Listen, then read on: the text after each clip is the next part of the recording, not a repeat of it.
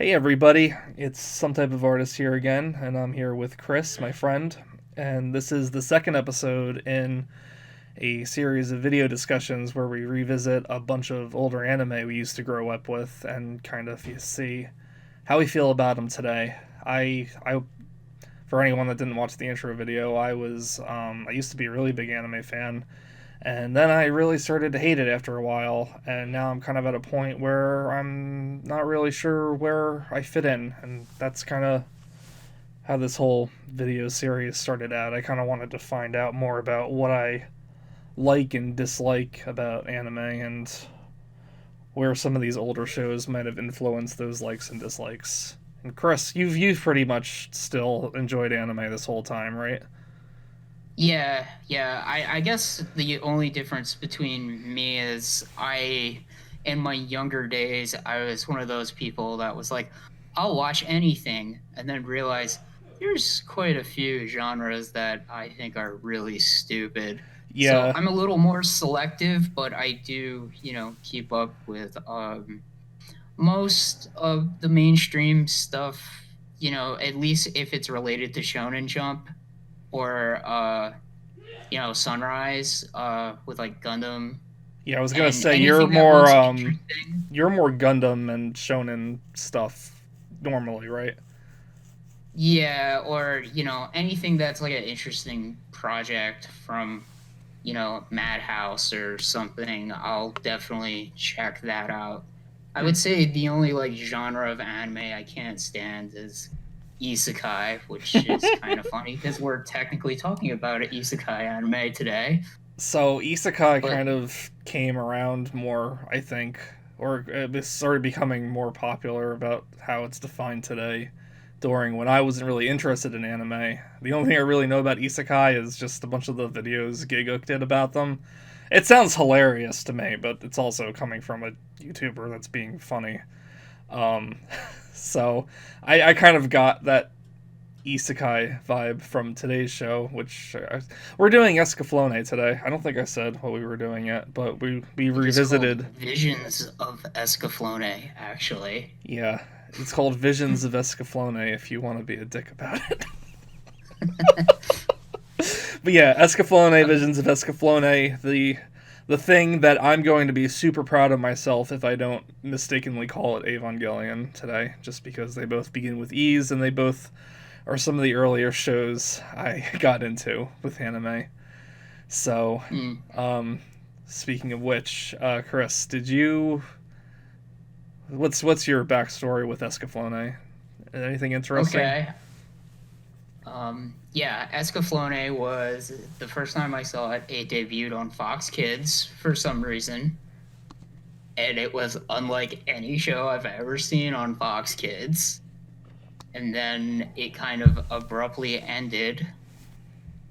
And my friend, he was really into it, and we used to talk about it because we're like, whatever happened to Escaflowne? And then when a little store called Best Buy started coming around in our area, or maybe it just became a little more prominent, they started airing commercials for Best Buy. And one of the big things on their commercials was they would promote anime DVDs. And one of the anime DVDs they promoted was Escaflowne.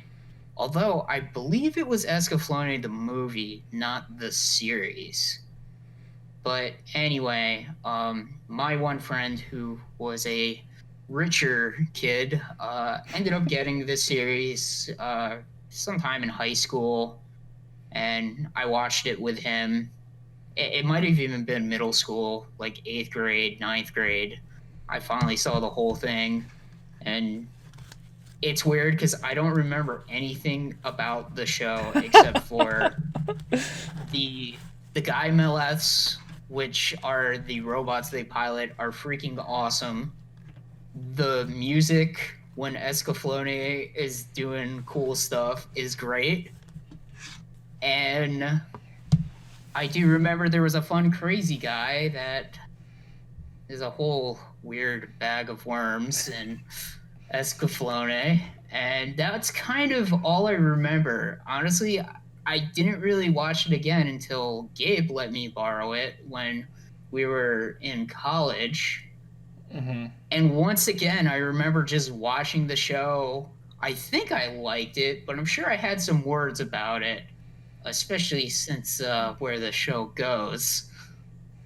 Watching it again, and then this is the first time I watched it since I borrowed it from Gabe. And fun fact, the version I watched had new voice acting, which I didn't really realize until hearing this one character, Vulcan, talking, and I was just like, huh, that's Vic Mignogna. And I was like, wow, I didn't know he did anime like back when Escaflowne was being dubbed. And then I found out the HD version on Funimation is a completely new dub.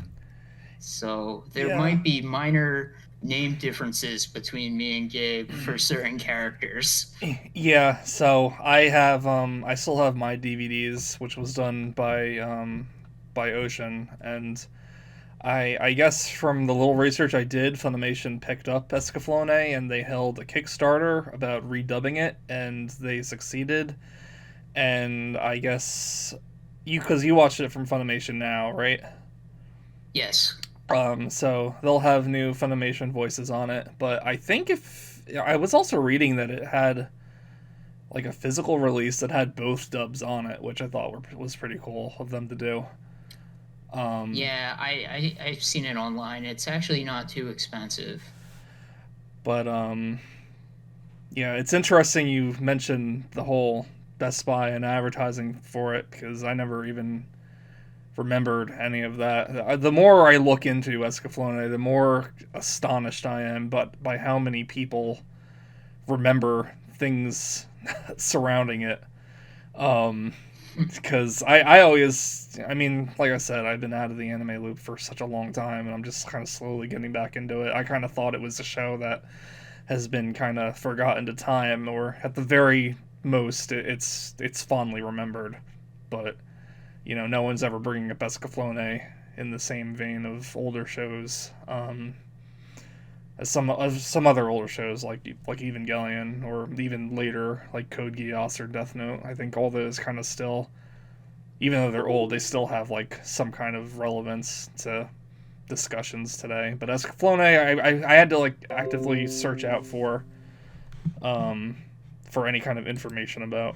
But my experience with Escaflowne is kind of similar to yours in the case that I don't really remember it no matter how many times I went back to it. And that was something I wanted to see going into here. Because when I started high school, a group of friends I made, they were all really into anime. One of them had lent me the first few volumes of Escaflowne, and I really liked it a lot. I borrowed it from him for a couple of times, but I don't remember if I don't think he had the whole series or anything. I think he just had those first few DVDs. But um, I think it was my sophomore year of high school. I ended up asking for Christmas for Escaflowne, and I don't know if it was kind of some kind of miscommunication or not, but I ended up getting the movie instead. And I watched the movie a bunch because this was when I barely had any anime at all, so I was kind of revisiting everything. Um, like a lot, regardless of how much I really liked it.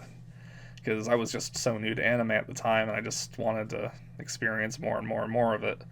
So eventually, I started collecting the Escaflowne manga that was coming out. So for a while, it was just the manga and the movie I had access to. And the manga is a completely different retelling of the show entirely.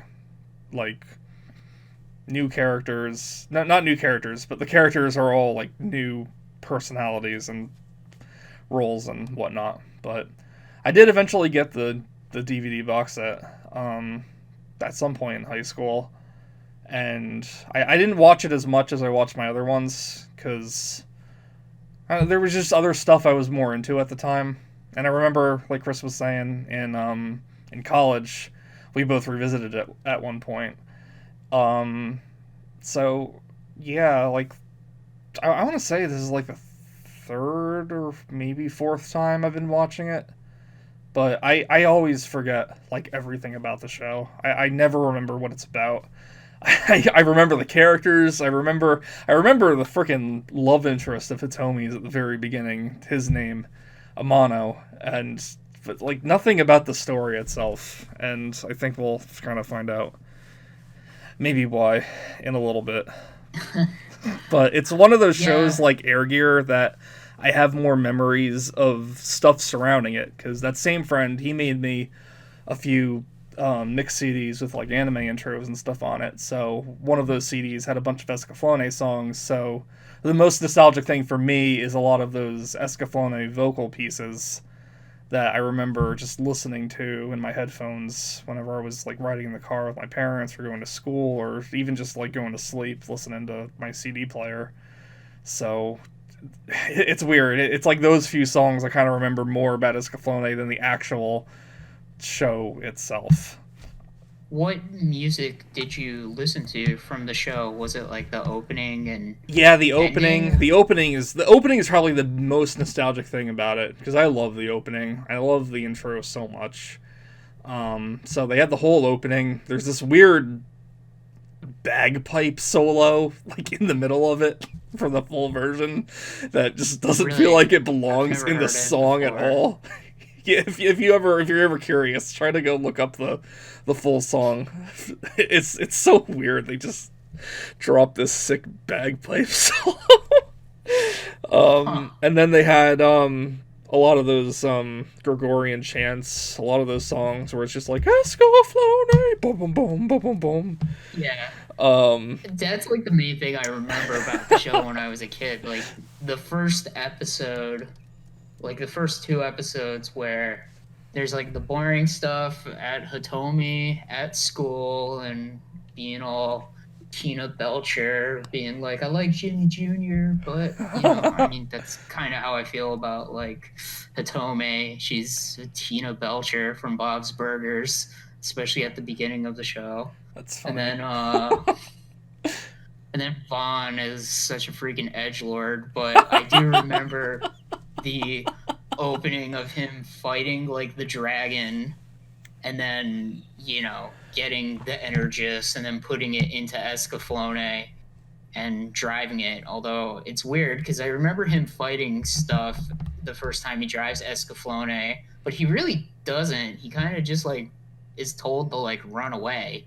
And Yeah, kind of where things start. yeah. So that's where we're kind of coming from with our experience about Escaflowne. So since we started, I would like to kind of revisit the story because I feel like both of us kind of have some harsher words for the story than we thought we would. So I'll apologize to any Escaflowne fans in advance. But I'm gonna just say one thing. I don't really like the anime as much as I thought I would, but I thought the movie was actually pretty good, honestly. So we'll get to the movie as well because this is okay. mostly going to be talking about the TV series, but we both did watch the movie as well, so we'll touch on the movie a little bit towards the end. But so Escaflowne is about this girl named Hitomi. She's a high school student, and as Chris mentioned, she's in love with this guy at school named Amano, and the entire first episode of the show is just her. She runs track. She wants to impress her upperclassman senpai. It eventually leads into this kind of trying to beat her own personal track record time, and if she does, then he'll give her her first kiss. But during the middle of all that, light shines down from the sky, and a dragon shows up, and this warrior named Vaughn shows up, and Vaughn is a little aggressive in the beginning. Yeah. Like Chris said, he Yeah. he does come off as kind of an edgelord at first. In fact, that was kind of in my notes. I think I said something like, "Lol, Vaughn is such a dick" when he first shows up. Also, just say one thing, the dragon makes the same noise as the brownie monsters from Aqua Teen Hunger Force. I don't. And I was just I like, don't that just remember must what be like a stock monster noise, but I don't it was remember what pretty distracting. I don't I was remember like, what that's the either of brownie those monster noise. I don't remember what either of those sounds are off the top of my head, so I'm just gonna have to take your word for it. Um, Yeah, but anyway, so when Vaughn defeats the dragon, he takes out this crystal from its heart, I guess, and they call it an energist. And then, I thought the crystal was the dragon's heart. oh, it could be. I'm not sure. Yeah, I'm not a dragonologist. You'll have to consult your dragonologist friend from high school. yeah, I was And, just about to say, fun fact. There's a kid that I know that was like that. but anyway, so then the same light appears and drags Hitomi and Vaughn back to Vaughn's world, which is called Gaia, and there you can see the Earth and the Moon hanging in the sky, and Gaia is um medieval-ish, I guess. I wouldn't necessarily Yeah, call it full-on it's like, medieval, more like Final Fantasy kind of medieval, because there's also like flying ships in the sky and strange little primitive robotic technology here and there sprinkled through it. It's a fantasy world that they're it's basically, very steampunk. yeah. It's a fun world. They have some really imaginative stuff in it. But Vaughn wanted this energist so he could power his giant robot, which isn't quite like a Gundam kind of giant robot. It's No, more it's like, I don't know. When I think of giant robots like that, I think they're powered by electricity. This kind of feels more like it's powered by.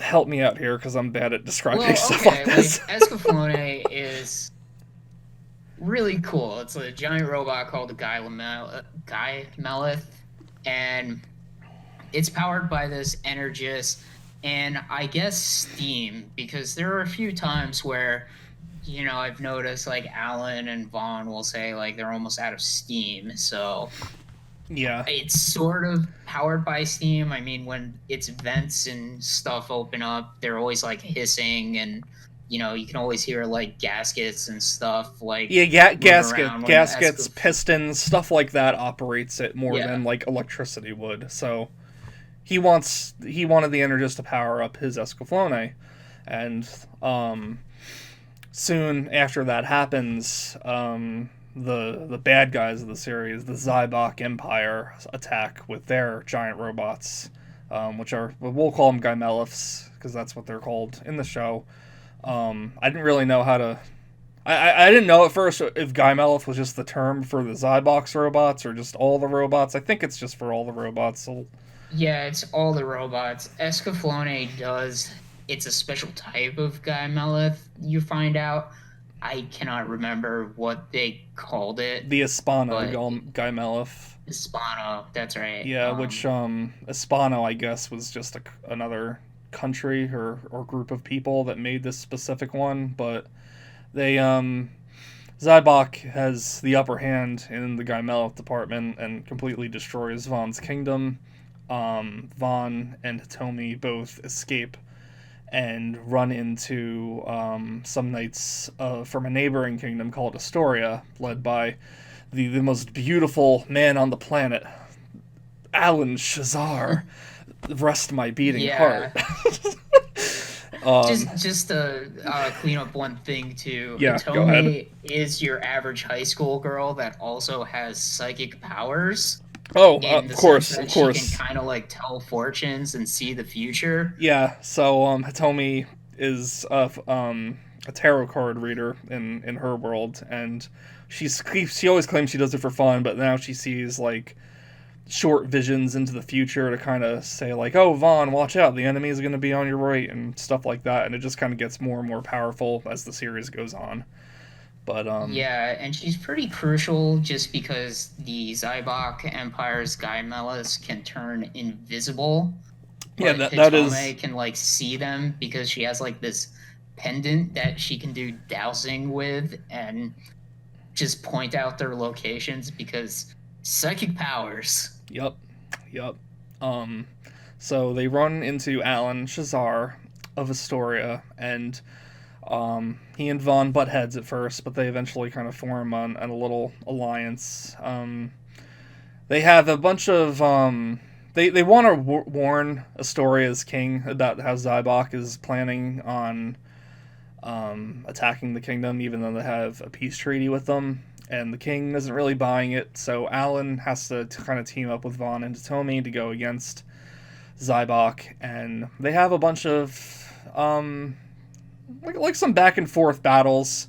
Some running away from Zybok, some getting captured by Zybok, some escaping from Zybok. It's all I really like this sort of the story the best because there's a lot of really fun adventure feeling moments in the show happening right now. It really reminds me of kind of Zybok is looking. Oh, go on. I was gonna say it really reminds me of. I hate to compare it to this, but like maybe like Star Wars or Indiana Jones. It's just like a fun adventure movie kind of feeling I get while watching this first kind of third or half of Escaflowne because it feels like a swashbuckling adventure. Everyone's, in my opinion, everyone's kind of likable. I don't really hate anybody. I wouldn't say any character is particularly well developed, but it's just fun watching them all on screen, just kind of participating in whatever action or adventure is happening at the moment. Yeah, I would say one thing, like Zybok, I guess the reason why they're attacking, at least at the beginning of the show, is they are after Hitomi because she's from what they call the Mystic Moon. And I think they also are after Escaflowne because it's special. Well, I was under the impression Zybok is just trying to expand its territory, and they want Escaflowne because it's a threat to them. And Hitomi, I feel like they didn't specifically start seeking her out until DeLandau recognizes that it's her that's revealing where their invisible Gymeliths are. But I could be wrong. That's right. Because even though it's been like... No, you're right. You're right. I forgot.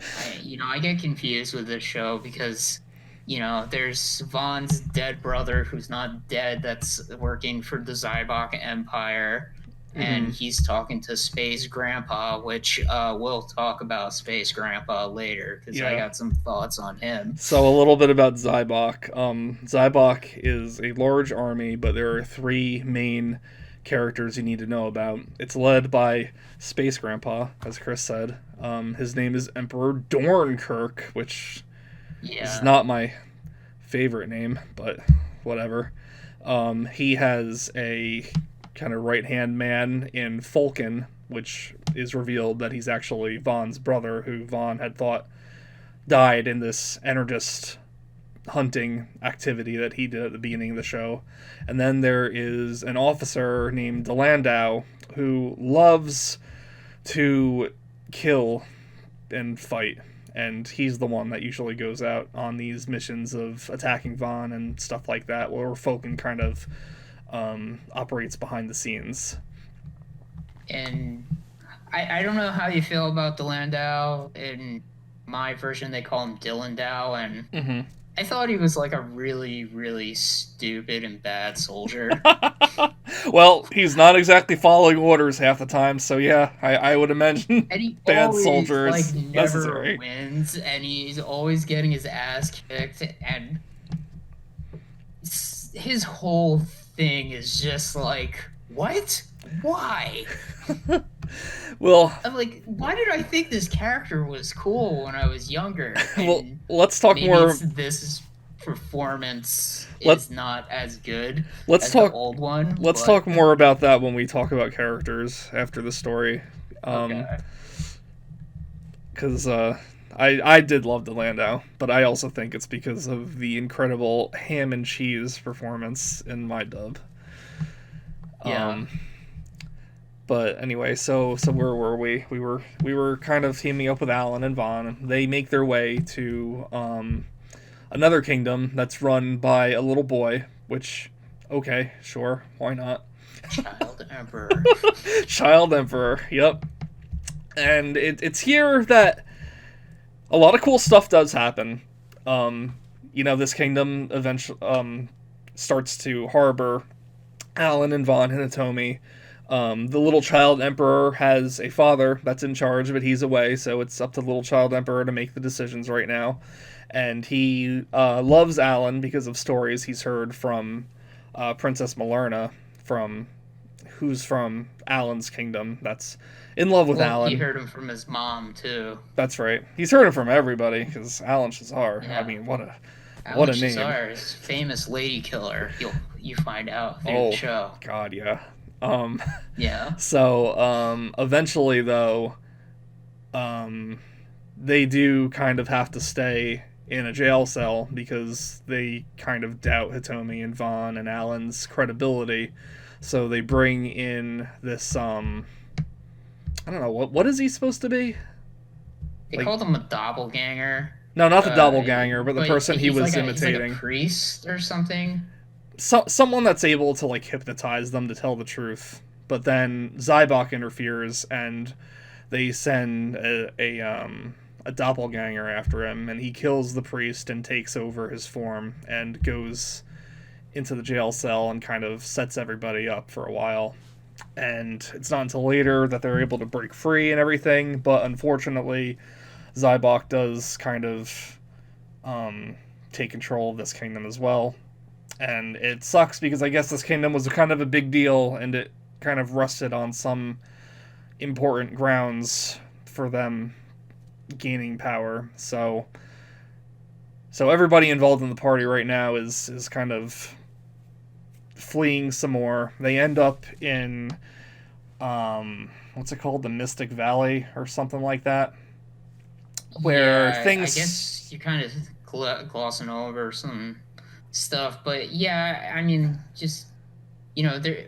I forgot. Did the big battle happen at that kingdom where like Oh, you Escaflowne? know what? I forgot all about this. Yeah, so before they Yeah, go to the so Mystic Valley and before this new this other kingdom that I keep forgetting the name of gets control over Zybok, they do have one more battle holding them off, and it's here where Vaughn kind of goes a little overboard in the Escaflowne and starts like taking out a ton of Zybok soldiers, including DeLandau's whole crew.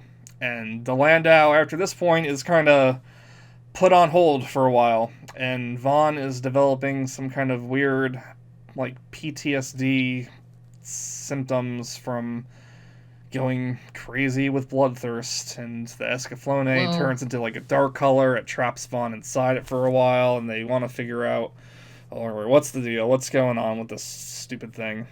So they go well, and we find out like Escaflowne and Vaughn, because like Vaughn, in order to activate Escaflowne, he had to like put his blood on the Energist, and because of that, they're like linked together. So when Escaflowne gets hurt, Vaughn also gets hurt, and right. it's like the reason why Escaflowne is so effective is because it's like an extension of Vaughn when he is fighting with it with like max potential.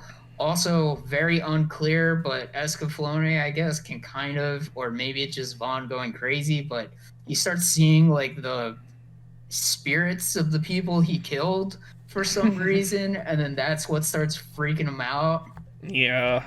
This if it's not obvious by our tone, this is where things kind of start going south for us, I think. So, after this goes on, they find this Princess Malerna's fiance, I guess, this merchant named Dryden, Dryden. who I honestly feel like has no more purpose in the show other than to fund Escaflowne's repairs, because he brings them to the Hispano people, they make the repairs on Escaflowne, they tell them, you gotta be careful with Escaflowne, because it feels what the user feels. And then... Well, he's the one. Dryden, I feel like, is a little bit more important than you're saying, because he's also the one that has been like researching, Alan's father, who apparently is involved in this too. I mean, if And you feel like that's important to the plot, go ahead. But well, again, I mean, it jumping has to forward, do with like all the Atlantis stuff I later on. like I said, if you feel like that's important to the plot, go ahead. But I guess it's coming up. So the next part of the show goes into a lot of flashbacks, and I guess I would normally describe it as a mind conversation with deceased people or other characters. Things that don't feel like they're actually happening, but anime does this a lot. A lot Um, of backstory and exposition dumps for yeah, the so Atlantis, episodes in the teens. Yeah. Atlantis, that that magical mythological place from Earth. Um, Gaia was dreamed up by the people of Atlantis, and they're known as Draconians, and their will was so powerful that they could literally will anything, even a planet, into existence. And they flew too close to the sun with this power, and they almost all died off. And Vaughn and Fulkin and their mother, the late queen, are remnants of this civilization. And Zybok wants to use the power of Atlantis to dot dot dot to control the world, I Yeah. guess. However, and I'll let you explain the next part because I feel too stupid telling it out loud. Okay. Okay. Well, I guess we find out that Alan's father was searching for the Draconians in Atlantis because, like Gabe said, they willed Gaia into existence because they screwed up their own planet, which is kind of unclear if it was Earth or not Earth, because it kind of is implied in my version that they were traveling through space. Oh, that is new to Yes. me. I got the impression it was the Atlantis from Earth, if Atlantis was real. Well, I don't know.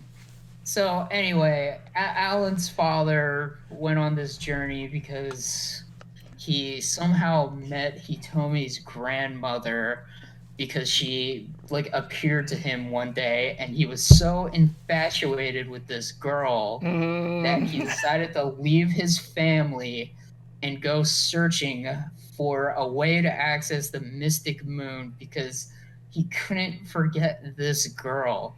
Also, he gave the girl like well, maybe I'm getting a little ahead of myself. So anyway, as he's searching for Atlantis, he meets this guy named Isaac, Mm. which Mm. we'll talk about. Mm. And they find out about this thing in Atlantis in the Mystic Valley. I forgot exactly what it is, but essentially it's a machine that can grant wishes and also manipulate destiny. The Fate And Altercation Engine, or whatever it was yes. called. And anyway, to make a weird, complicated story abridged, Alan's dad finds it, talks to Hitomi's grandma one more time, and gives her that pendant she has because the pendant is what the Atlanteans use to control this machine. So Hitomi has that, and maybe that's why she has psychic powers, but it's kind of unclear. And this guy, Isaac,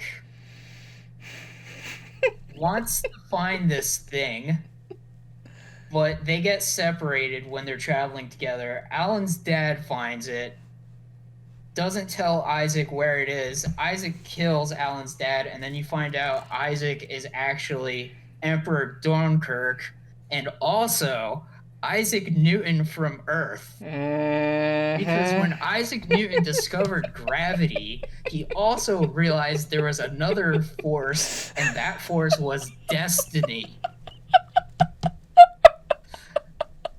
And he spent the rest of his life trying to figure out the force of destiny until he finally was about to die and was transported to Gaia because he wished so hard that to understand destiny. Yeah.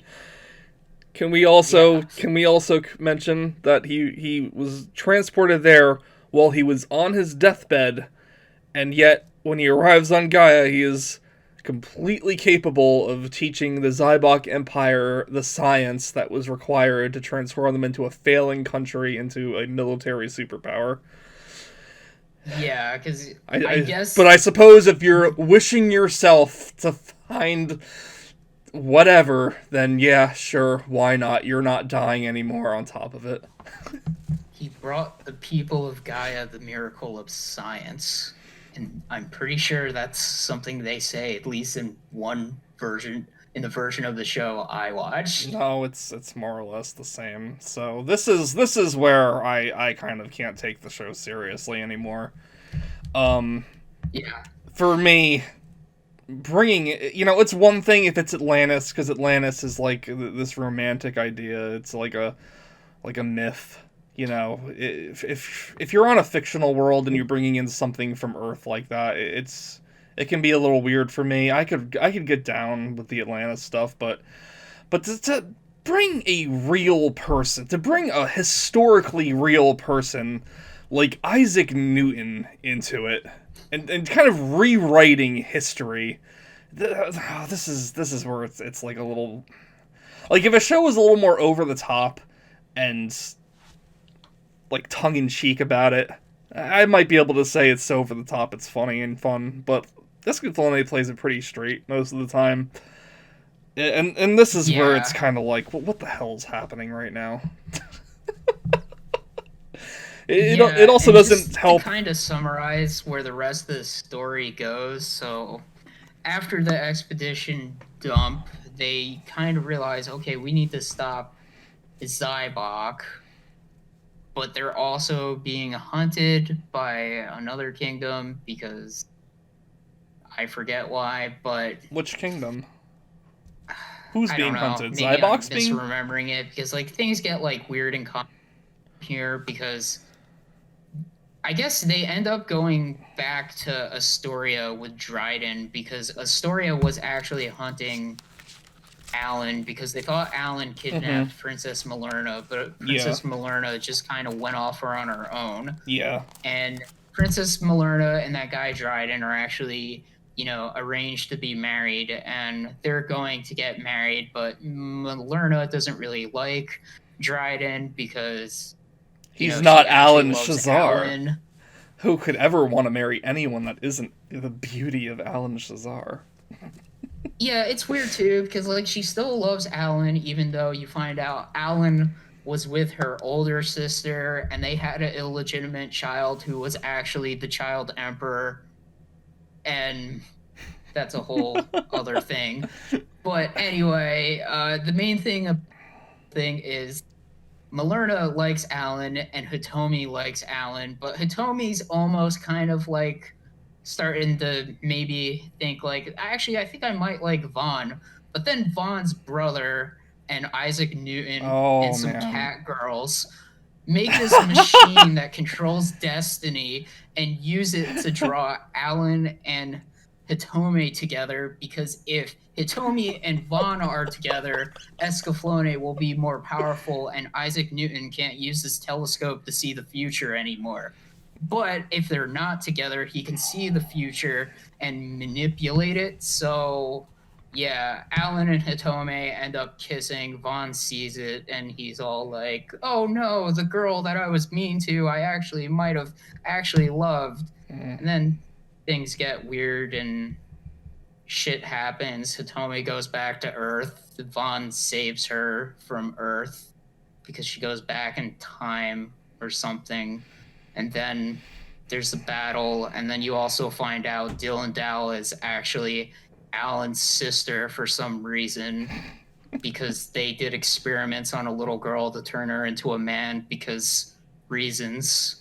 And yeah, and then the end of the show happens with a big battle, and Isaac Newton activates his destiny engine to make everybody fight each other because he says that's the natural state of mankind. And also, his reason for doing this is never explained what his end game is of this. it's just like I'm doing this because I can manipulate destiny, I guess. I suppose it could be viewed as one big experiment if Isaac Newton supposedly wanted to understand the laws of destiny. But And yeah, anyway, it's everybody starts going crazy to fight each other, get Alan and Vaughn to fight at the end because the show forgot to invent actually a cool like antagonist. So they were like, "Well, I guess we should just have the Alan show does have a Vaughn cool fight at the end." antagonist. His name's Who? Delandau. Maybe in your version. He is Also, absent from like half the show, unfortunately. also one big problem about the end of the show for me is it is very unclear why Vaughn's brother was working for the Zybok Empire beyond that they fixed his arm when he tried to kill a dragon. The dragon ate his arm, and then Emperor Dunkirk found him and gave him a robotic arm. So I guess he was helping him because he got a robot arm, but then realizes like towards the end of the show, maybe I shouldn't help Emperor Dunkirk because he's like crazy or he doesn't want to do anything to benefit anybody. I think that Or Dornkirk maybe Vaughn's eventually. brother was trying to make a world where Vaughn didn't have to fight because Vaughn, you find out, didn't ever want to fight. But Yeah, I think that's what the something ultimate like end that. goal of Zybok was to make a more peaceful world where things didn't have to be the way they were. But it's you know how shit goes. You know the best of intentions are what's it called? The path to hell is paved with the best intentions, or something like that. I don't know. Yeah, path to hell is paved with good intentions. Yeah, it's just stuff got out of hand. Even Falcon says Dornkirk has changed since that time he joined forces with him. Falcon really didn't like his home.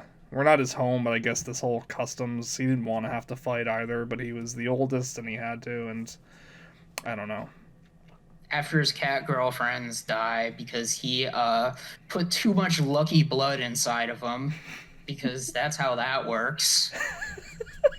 Um, Yeah, Also, I do Vulcan want to is say dying before you too go because on, he had a bunch of lucky blood put in him Chris. too. Before you go on, I do want to mention since we brought it up a couple times. Halfway through the show, these two characters, I think they're called Arya and Arya or something. They're cat ladies that go and try to hunt Yeah, Vaughn and company down for a while. But I mean, again, like Dryden, they really didn't feel like they really had much of a presence in the show for me. They have this very sexual attraction and dedication to Falcon and no one else except yeah, maybe because each other Vulcan in that saved one him. scene. But anyway, go on. Yeah, so everybody's fighting at the end of the show. Hitomi stops everybody from fighting. Escaflowne and Hitomi fly to Dunkirk's machine and rake it, and then everybody is peaceful at the end, and then Hitomi and Vaughn are kind of into each other, and then Hitomi goes back to Earth, and the show ends, and I just sit on my couch, nodding my head with the classic Captain Picard, one hand in my face type of pose. All right, so I'll safely assume that you did not care for Escaflowne. Okay, I think the world is interesting from like the technology. The Mellis are really cool. The airships are interesting because like they have these things called like float Levis. stones. Oh, But they're the called whole Levistones in scenario mine. for them to be fighting each other as it goes on makes no sense and it makes me angry. Oh wow. So I didn't hate it like you did. I didn't hate it at all, to be honest. Like I mentioned earlier, I did love the beginning of it. I loved it had a very natural pace and a very action adventure movie kind of feel to it. Um, and it's not really until that, like what you called it before, an exposition dump about halfway through that things really started to slow down for me. And that combining with some of the more nonsensical out there things, like the villain of the show is Isaac Newton, um, and the love triangles between Hitomi and Vaughn and Alan that never really felt very strong to start with. Kept getting more and more Yeah. forced. It was losing me quite a bit. I really wanted to like it more than I did because there is so much good in this show. Not to jump the gun a little bit, but the music is really good. I wouldn't say there's anything really catchy like in Air Gear from last week or whenever this goes up. The last The show that we main looked at, but Escaflowne theme when it's like doing its battling is pretty cool but and catchy, I would say. but overall the music score is very very good. I really like the characters. I'm not in love with anybody, but like character designs are good. The show itself looks incredible. If you're a fan of like the old 90s 80s hand drawn style of animation and shading, I would implore you to at least check out the beginning of the show just for that alone. There's a lot of really Yeah, good stuff going for the show. The world is really interesting. A lot of the stuff in the lore is really interesting, but just that's the plot though just really loses me halfway through, and I hate to say it, but it just does. And just to I think go that's back. like Oh, why sorry. I think that's why we never remember what this show is about, but we remember a lot of the smaller things, like the characters or some of the earlier moments. Like one thing I always did remember was that when they were trying to break into the Zybok fortress to rescue Vaughn, and Hitomi does that big jump across the canyon. It's like there's a lot of cool stuff like that at the beginning, but then it's like I said, there's just like a lot of exposition there in the middle, and there's a lot of this wishy-washy mental conversations with other people and flashbacks, and Yeah. it just doesn't have any kind of real sticking power after that for me. Yeah, just to go back to one thing you were saying about the animation. The Yeah. animation is really good, and it's kind of interesting because when you're watching it, it goes from like really good animation in some episodes to like really great animation in some episodes. There are definitely episodes that you can tell when they had like the A team, or like I guess in this case like the double A team and then the A team, because there are some episodes where you're like, whoa, like what, everybody looks real on point. And then there are episodes where it's like, kind of like normal, but Mm-hmm. it's never like a like dip in quality. It's just like it's like really quality from the beginning to like more quality in certain instances Yeah, I of the mean, show. especially action It is a good scenes. looking show. Action scenes feel great. They look great. The sound of swords clashing against each other have a very natural metallic sounding noise to them. It makes me really kind of disappointed more than anything else that I'm not more into this show upon this rewatching. And it's weird because it's like I I would never have thought if you asked me a month ago, do you think you would be more into Air Gear than you were into Escaflowne? But that's kind of where I'm sitting at right now.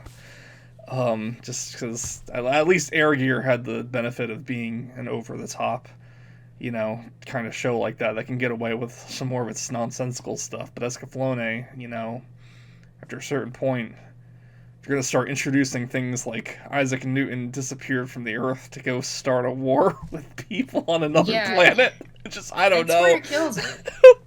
Yeah, that's Because kind of where it with kills a it. giant mech show, you would think it would just go like the more obvious route that Gundam and other shows take, with just like war is hell, and young people fighting a war affects them emotionally and what we're fighting for. But this show goes into like destiny and weird historical figures, Yeah, they and talk about destiny and fate a lot, and just to let you know where I'm coming from.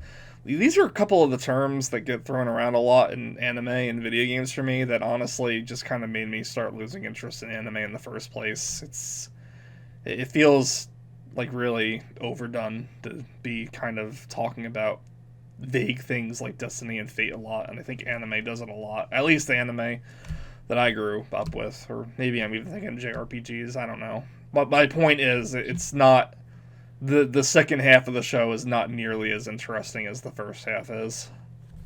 I would argue for me, the first half is not really interesting until you get to a certain part too. Oh, really? Because What I'm part not is gonna that? lie, like the first couple of episodes, I was like, oh my god. Like Hitome is just like, oh my goodness, Amino. And then she's like, oh my goodness, Alan Shazar.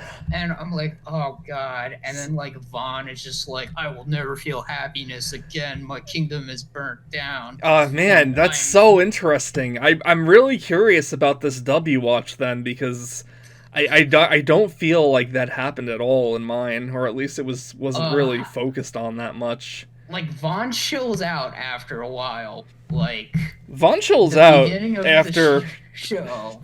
Vaughn. It's really just the one episode that Vaughn's a total ass in. He's pretty I chill would most of say the time. episode 4 is when he like kind of Well, snaps out of this since the story is done, let's talk whoa. about some characters then. Well, Yeah. you want to talk about Hitomi and Vaughn, since you started on them already. Yeah, Hitomi is Tina Belcher from Bob's Burgers. She's boy crazy, but she also can see the future. Vaughn is Jimmy Jr., except instead of dancing, he just wants to fight, but not really fight. And then Alan Shazar is Josh from Bob's Burgers because he's like the handsome older kid that, in this case, knows how to fight real well instead of dance real well. And So what you're saying is that you are still watching Bob's Burgers. I've never stopped watching Bob's Burgers I mean, because there's new no, episodes every I mean week. from when you were telling me a few weeks ago that you started Yeah, watching the series yeah, again, like on Hulu. yeah, It's an active thing you're doing almost every day. I guess I should revisit. Not that you stopped watching it years ago or something like that. yeah, yeah. Yeah, That's but that's kind of how I felt watching the beginning of the show. And I will say, granted, Itome gets, less boy crazy as the show goes. Her psychic powers kind of play into her. But yeah, Escaflowne, at least the show, I don't really think I like any of the characters that much, to be honest. hmm. See, it's weird hearing this, and I really want to watch this other dub now, because in my at least the impression I got from the version I have, the Ocean dub, um, all of these feelings Hitomi has for Amano and Alan really just feel like schoolgirl crushes. It's never anything I feel like she obsesses over until like much later when Dornkirk and Fulkin are using their fate altercation whatever to kind of mess with everybody's heads. And the And whole that's thing with true. and And I just find that annoying, though. The whole thing with Vaughn, like I don't think her and Vaughn have any chemistry at all, to be honest. Like They don't. the opening of the show and the end credits kind of portray this idea that it's going to be a love story between Alan and Hitome and Vaughn, and I almost never get that impression at all. Like Hitome seems actually very content on Gaia for most of the time. She's never like wondering how am I going to get home most of the time. She's usually just up for just doing the right thing in the moment and just moving along. And it's not really until like downtime where they're at a castle or something and they have like some brief encounters with each other. This is Some kind of ponder over her feelings for Alan or whatever. Yeah. That's why it feels so I would weird say, because at the end of the show, it's like yeah, like you said, her and Vaughn kind of like each other and accept it, but like nothing ever becomes of it. Hitomi just goes back home and the most she sees is, I guess, a vision of Vaughn with his wings out on those sea rocks. Or maybe he yeah. came there himself. I don't know. But it never really struck me as, like... You know what it reminded me of, and I could be remembering completely different too?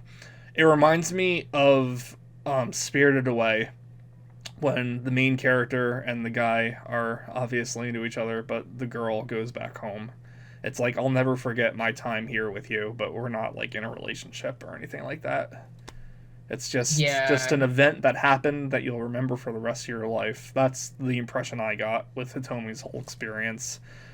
Um, Not to mention, Alan is like way too fucking old for Hitomi, and It's weird. Alan is he's like everybody likes him. He's like super good and handsome. oh, is he? Like This he this he he he he, uh, he Alan had an Shazar. illegitimate child with Princess Malerna's Alan. older sister, but Princess Malerna is still into him because I mean, look at that hair. I Look at mean, those eyes. Alan Shazar is the blueprint for Sephiroth from a I will visual say the way perspective. he looks in the movie for sure. Oh, with the He clothes, looks yeah. But the he long looks hair, the exactly like sword, Sephiroth in the movie. the Baishoujo face in the eyes. It's yeah, but Yeah. Alan is a man that I'm not sure how old he is, but I will say when Malerna has the one flashback of her sister and Alan when they're involved, and Malerna's like a little girl, and Alan is younger but clearly an adult, it makes me wonder, oh boy, Malerna and Alan have like a 15-year age difference, and what does that make Alan and Hitomi's age difference? That's it's Well, kind of weird. we got to remember about this show. You know, this is 90s anime. As I said to Gabe when I started watching this show, it's just like I miss the tall butts of 1990s anime. And then so like I guess let's that could be it assume too. that Princess Malerna is 10 years old and then Alan as a knight he's like 16 because like Malerna probably is the same age as Hitomi, so like Hitomi's probably 16, I would say. But knowing Japan, she's probably 15. But They said she was 16 in my dub. yeah, okay, so yeah, she's 16. So Alan's probably like 5 years older than. That's not the impression I got, but I want to believe it because I do like Alan Shazar, and it's weird because it's like he never comes off as like the playboy character, No. but when you look at his actions and who he's been involved with, he is. There is one line, I don't know if it's in your version, but there is a line where after like Vaughn gets Hitome back to Gaia from Earth when she returns, and like Hitome like kind of like talks to Alan, and like she's just like Alan, about what happened, and then like Alan's like, I've never been refused by a woman before, Oh but I no, suppose there's a first for everything or that something like was that. in mine too, and I was like, that's something I could imagine Dennis saying from Always Sunny in Philadelphia. Yeah. Um, but So there's Alan. I guess we should talk about. You probably have more positive things to say, but like, let's talk about Dylan Dow. oh, Because the Landau made the show for me. The Landau was my favorite character by far. I think he's stupid and I hate him. And his whole backstory of actually being Alan's younger sister makes no sense. Please continue with reasons why you feel like he's stupid. Because he's like a whiny crybaby that always loses when he fights and then pouts about it. He gets hurt one time and like freaks out about how his face is mutilated. See, he like I like that. beats up. I made a note about that. I forget how I worded it, but it was like I think it's hilarious that DeLandau acts like such a tough guy, but like the minute he gets hurt, he falls apart. Also, all his soldiers love him for some reason, and he's a complete asshole to everybody. Yeah, I love the one scene where DeLandau's like in a bad mood, and the soldier goes up to him and starts telling him something. DeLandau just slaps him across the face, and the soldier kind of sighs and continues on with the report. Yeah, so stupid. It's Better in the movie, honestly. it's something I felt like was just more like a quirk than why I was like questioning this. Like I questioned a lot of things about how Airgear's world worked in the last Yeah, podcast, but in this one, there are some nitpicks I can make, but I kind of accepted a lot of the stuff that was happening up until the Isaac Newton stuff. Um, but I don't know. Do you think it was the dub? Maybe I listened to the trailer for the new dub. Everyone sounded okay to me. But I mean, yeah. I know there's only. I have nothing against the voice performances. Well, you mentioned To earlier tell you the truth, they're maybe it all was. good. You There mentioned are earlier. recognizable voices. You mentioned earlier maybe it was Delandau's new actor that didn't do it for you then, though. It could be more of the script too, because I think like they toned down him being as like fun and crazy as he is in your script than he is in my script. Because like some of like I know just from talking to you, I know some of his lines have been changed. Yeah, you mentioned to me last week about the cheek thing. There's a point where Vaughn Yeah, cuts the Landau on the cheek, and that's the first time he kind of breaks down. And then there's this moment in the next episode or two where he's just kind of sitting in his room back at the fortress, and he's just like fingering his cheek, and he's like cheek, cheek, cheek, cheek, and then he like throws a hissy fit and like throws a wine glass across the room or something like yeah. that. That Because that stuff in like that my I thought version, was he's not doing that. He is touching his cheek, but like he's kind of just like reminiscing about like how could he hurt me like that? Like, and it just seems so stupid. hmm.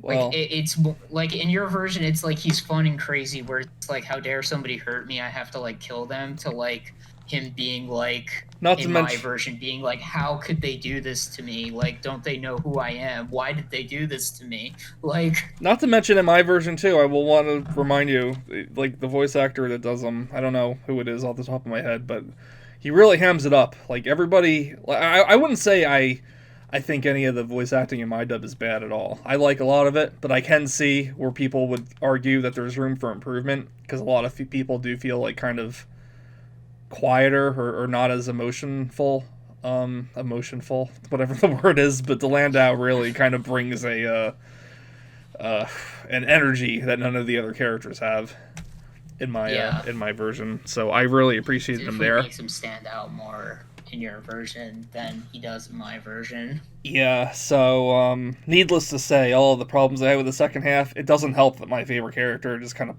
got put on the sidelines until like the very end, where it kind of just explains who the Landau is, and like you mentioned, it's Alan's sister. At an early part in the show, Alan says to Hitomi that he used to have a little sister, but she I guess she ran away or got lost or something, and then never returned, and then his mother died shortly after that.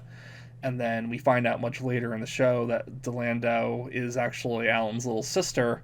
Zybok used to kidnap orphans and children, I guess, like that, and perform destiny experiments on them or Yeah, whatever. And I which like guess the is result of this kind of bizarre. broke Alan's sister's mind, and now she has kind of this split personality between Alan's gentle sister and Delandau, and it's you can see in the scene at the graveyard, too, where they are reunited with Alan's sister, that she is like physically transforming between like a girl and a guy too. At first I thought maybe it was just like they dressed the Landau up as a guy, but he was really a girl.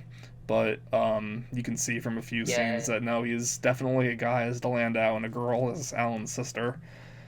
yeah, he And like he, morphs into Selena or yeah, the that's land her name. now. And his Um, whole bloodlust thing is a result of that unstable mental part of the experiment. two things I like don't understand and the show like never explains. One, why did they do that experiment and what benefit did it actually have is very unclear. Yeah, I don't know. And I then can't the answer that. stuff with that like Jaka guy is just like Who? he was like the the beast guy that Oh, Jijuka. They call him Jijuka in mine. Like like Jujuka. the Landau's Well, I think he's caretaker. called like Chijaka or something in my It's version. probably But different for both anyway, of us. Yeah. yeah, he was, I guess, like, you know, Selena's caretaker when she was like kidnapped, but like he was like also a slave, but Yeah. is also in charge of Dylan Dow, but then wasn't in charge of Dylan Dow, but then came back to be in charge of Dylan Dow after Dylan Dow's whole like platoon got killed by Vaughn. Right, so when they kidnapped Alan's little sister, Jijuka was looking after her. Jijuka is a beast man, and it's never really explored much in the show, but it is implied that beastmen have like a lower social status and are kind of used as like workers and sometimes slaves. So they eventually took Alan's sister away from him to do the experiments on him.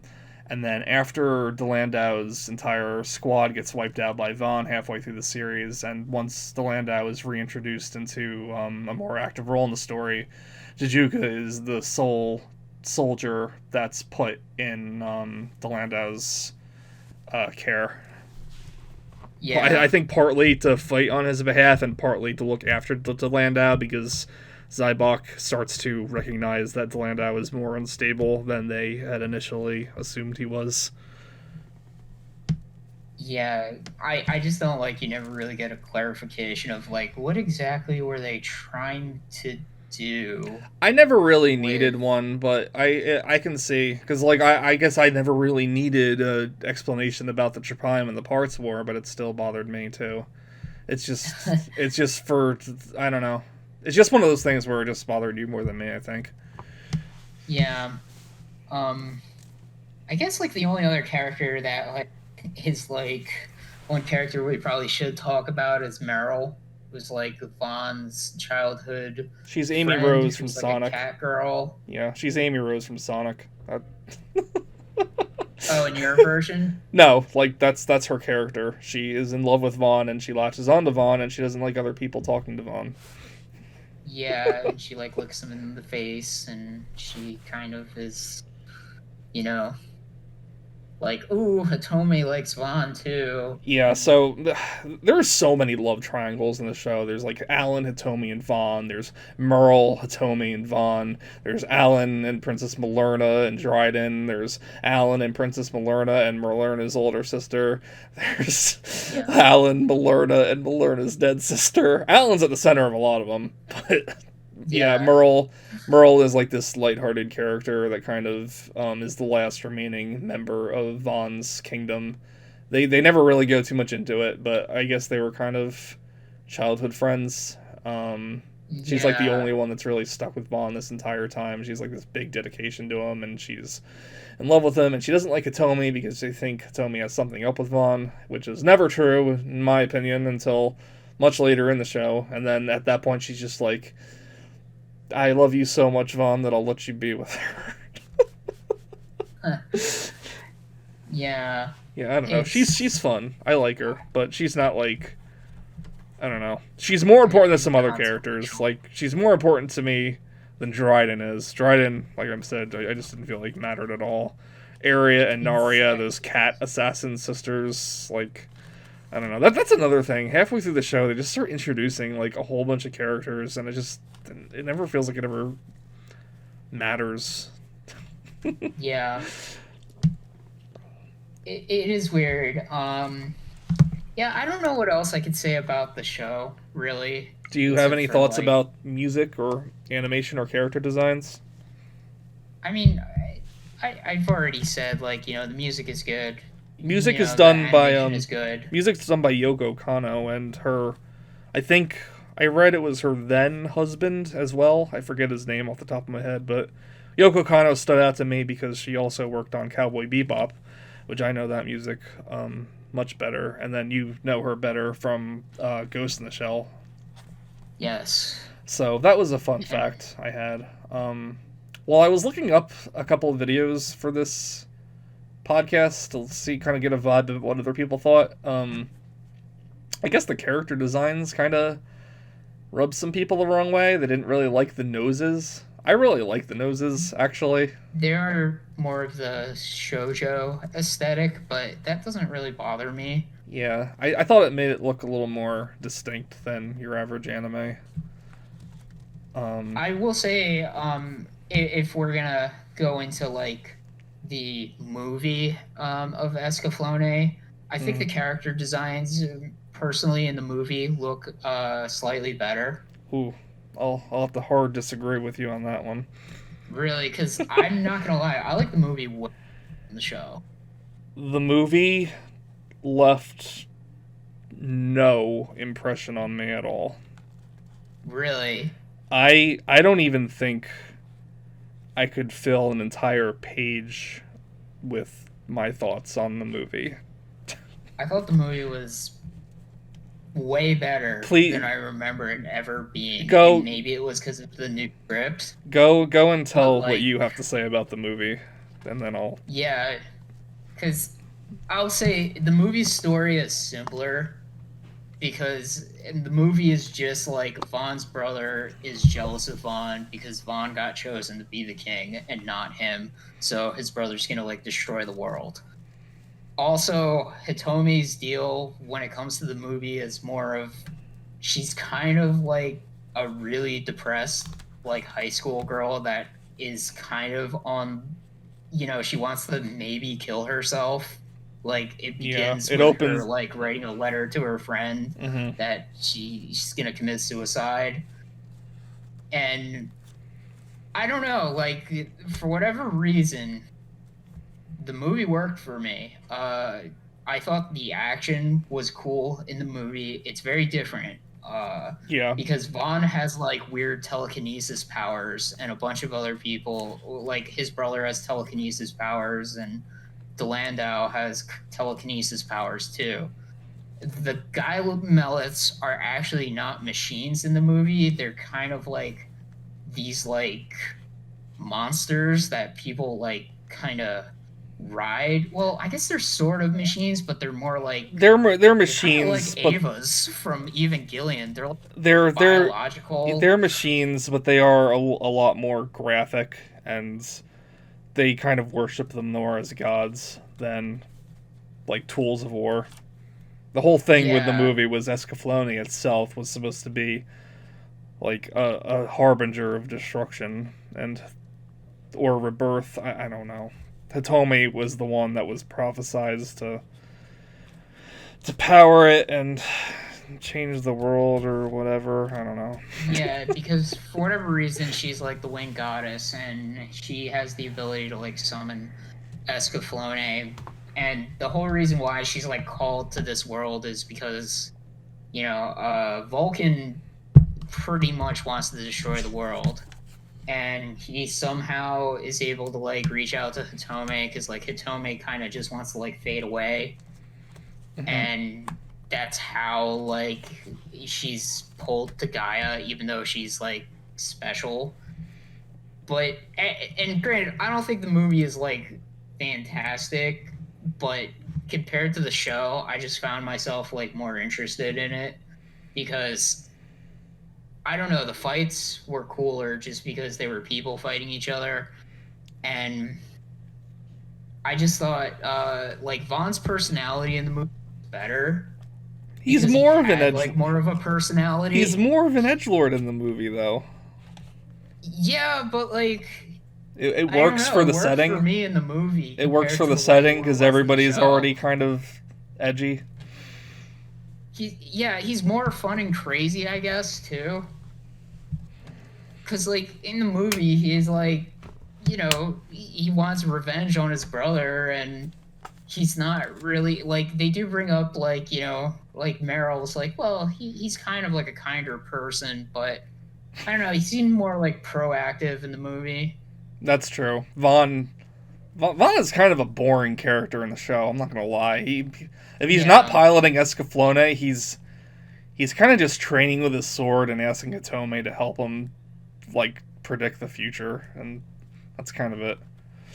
and also I think in the movie too, like Vaughn and Hitome have a lot better chemistry And because there's not the whole love triangle with like, Alan being involved, Alan's kind of just like, he's like the leader of like the group of mercs that Vaughn is with, and that's kind of all he is in the movie. So without that like element of like the love triangle, I just liked it better. Yeah. The movie has like more interesting like stuff with Gaia too, because they have like this weird like tank that they're riding around in the world. Yeah, And it's like, how would I describe it? The first thing it reminds me of, and I don't know if you'll remember it, but in Final Fantasy IX, you fight an enemy, I think it's in a desert area, where it's just like a giant, tall house, yeah, but it's it that has sand legs. crawler But it from has like Star legs. Wars. Yeah, and that's what this reminds me of. It's like a giant, mobile fortress that's carried around by like a bunch of wheels and ox. Yeah, it kind of reminded me of like Howl's Moving Castle a little bit, I haven't seen that in so long. I um, don't remember. from like the aesthetic. But yeah, I don't know. I just think, and maybe it's just because like, the show was a show and it just seemed like things like dragged on so long in the show for me.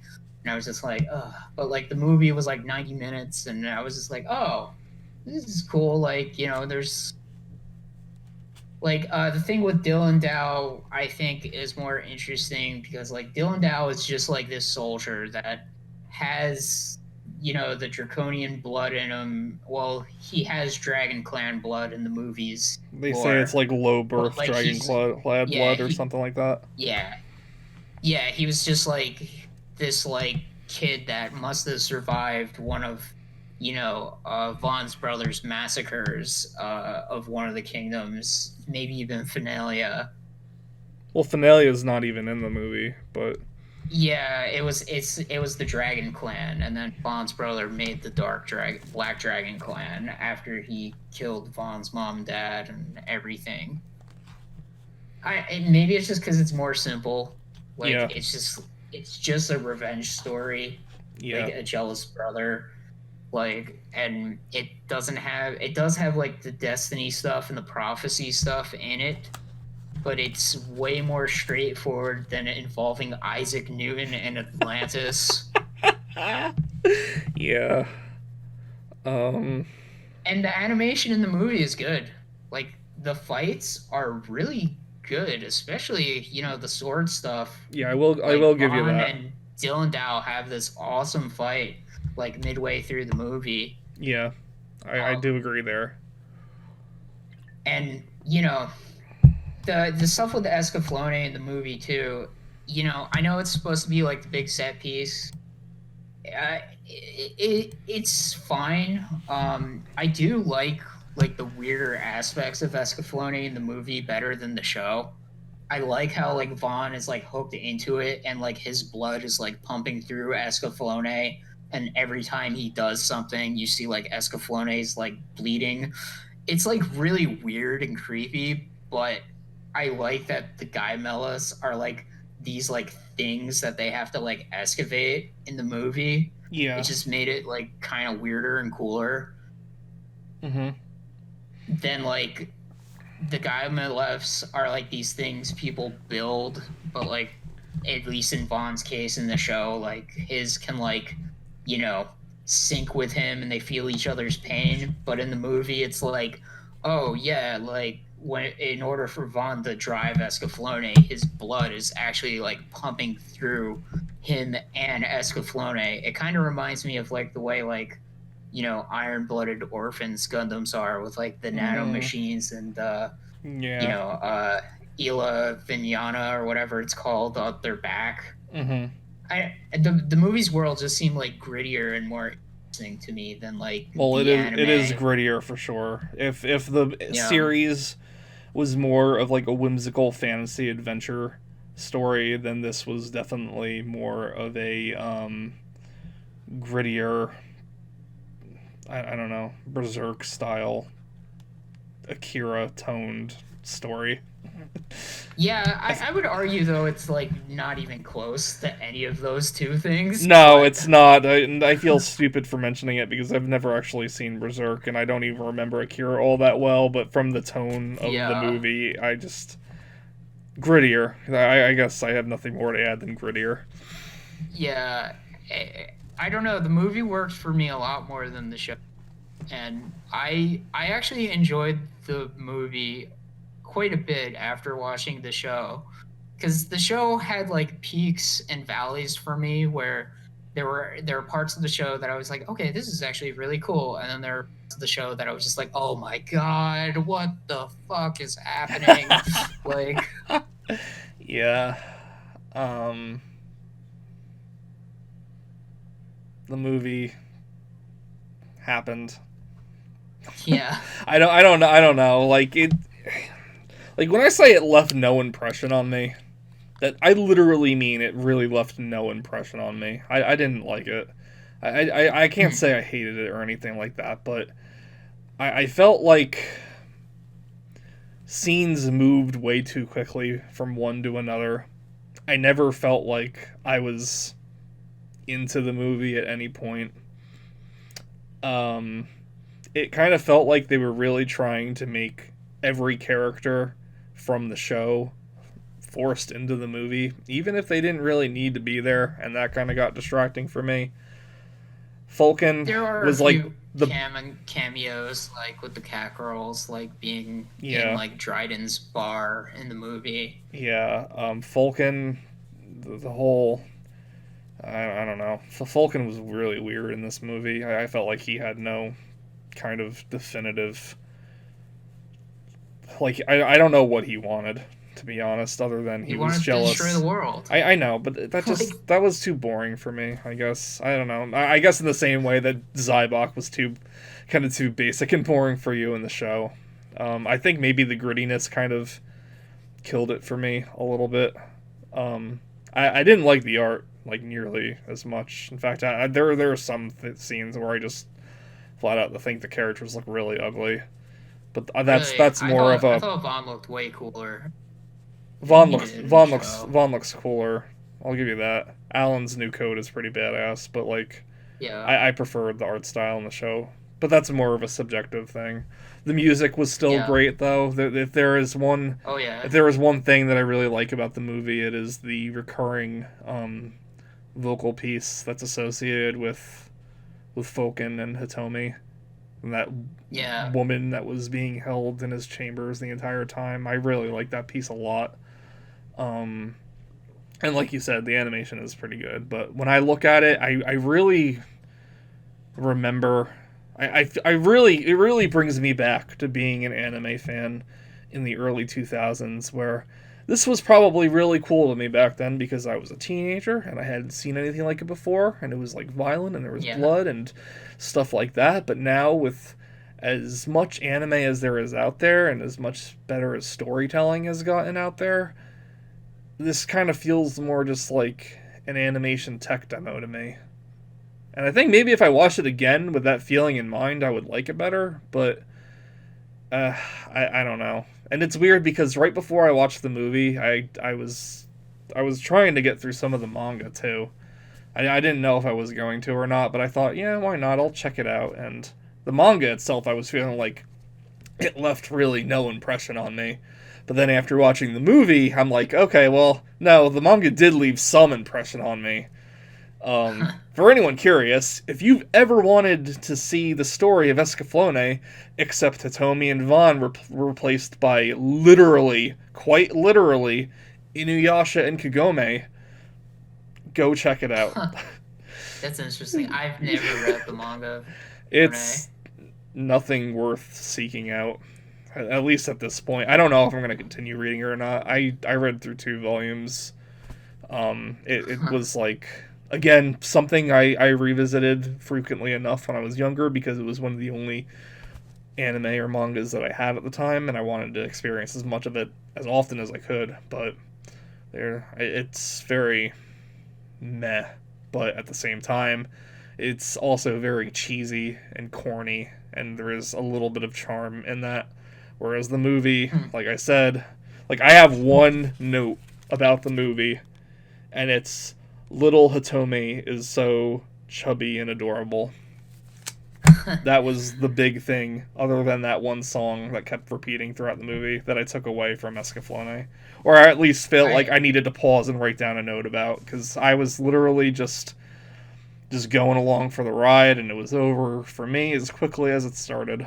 I will say, at the very least, it was, it was an hour and a half. I didn't have to sit through an entire second half of the show being kind of confused and bored. Yeah, I think I don't know if maybe I would assume the version of the movie I watched probably got rescripted too. Maybe. Just because it I, it was the Funimation version, and maybe the new script is better. yeah. But yeah, it was weird because I ended up liking the movie, and I remember when I originally watched Escaflowne, not really like didn't care for the movie like at all. But when I watched it this time, I was just like, huh, this movie is actually fine. I should preference like this is not like something I would like go out and like buy the Blu-ray for, Yeah. but I enjoyed the movie more than I thought I would and didn't really enjoy the show as much as I thought I would. It kind of like flipped for me. I wasn't bothered by it nearly as much as you, but I kind of feel a similar sentiment where I really loved the beginning, and it really slowed down for me. And it's not like I'm not even like really mad or about anything. I'm not like really like angrily hating anything about Escaflowne, because like I mentioned before, Yeah. I still liked Escaflowne, but I didn't like it as much as I wanted to, especially because it was one of my first experiences as an anime fan. It just the pace just really really slows down for me about the halfway through, and then the pace is just way too fast for me in the movie. Like, I never feel like I get a good chance to sit down and connect with any character, and the couple times where they try to, it just feels very forced to me. I don't know. Like, maybe I would have liked to know, like, why is Hitomi trying to kill herself? Why is Vaughn the way he is?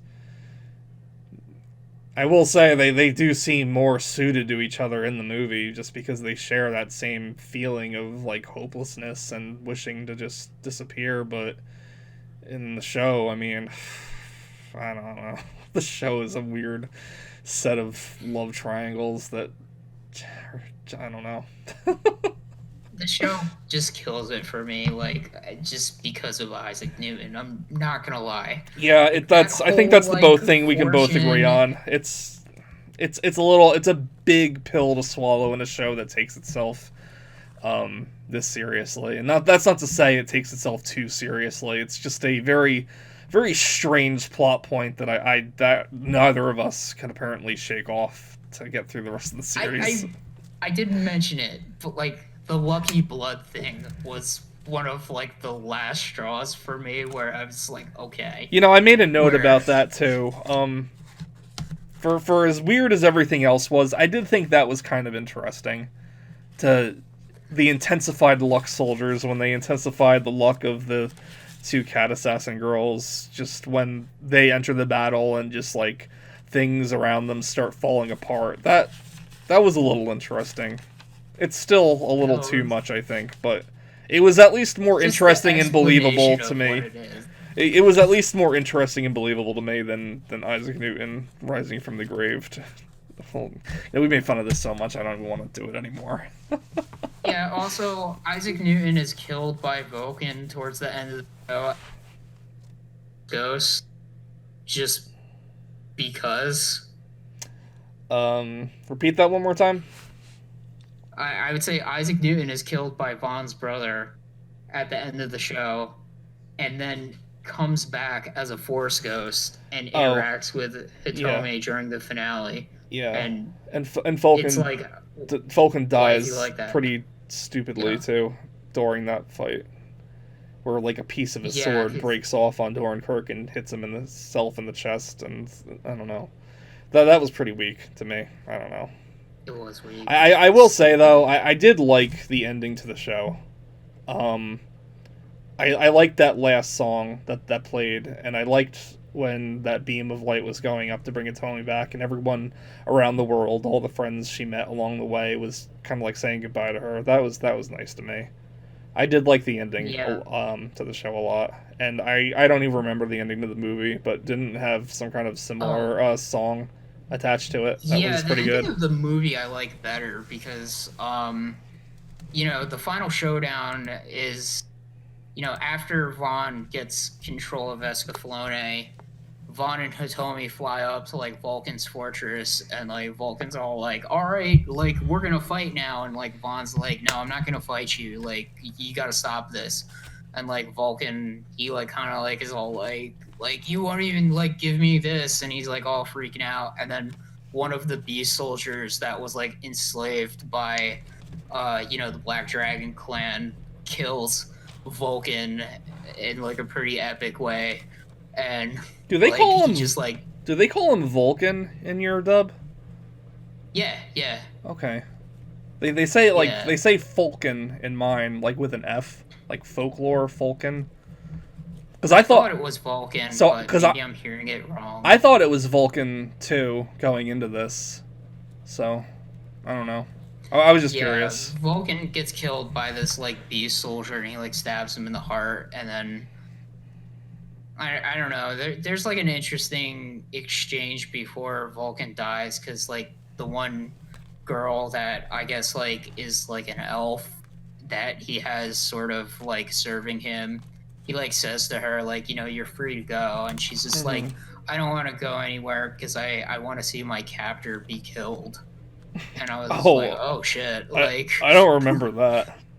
yeah, like there's like this one part too where like, like she like says to him like, you've like killed so many people, you have like so much power, what could you possibly still want? Like Hmm. he's like, I don't know, he's just like so empty and just driven by like, I want to annihilate the world because I didn't get to be king. I could have tuned out by this point, but I don't remember that directly being said. So that's interesting. I would be interested in Yeah, seeing both dubs of the movie and the show that you watched, but to be perfectly honest, I am pretty Escaflowne'd out. I was pretty me Escaflowne'd too. out by the before the show even stopped, so I'm kind of ready to move on to the next anime. But Yeah, I do know a lot of people from the little research I've been doing really remember Escaflowne very very fondly.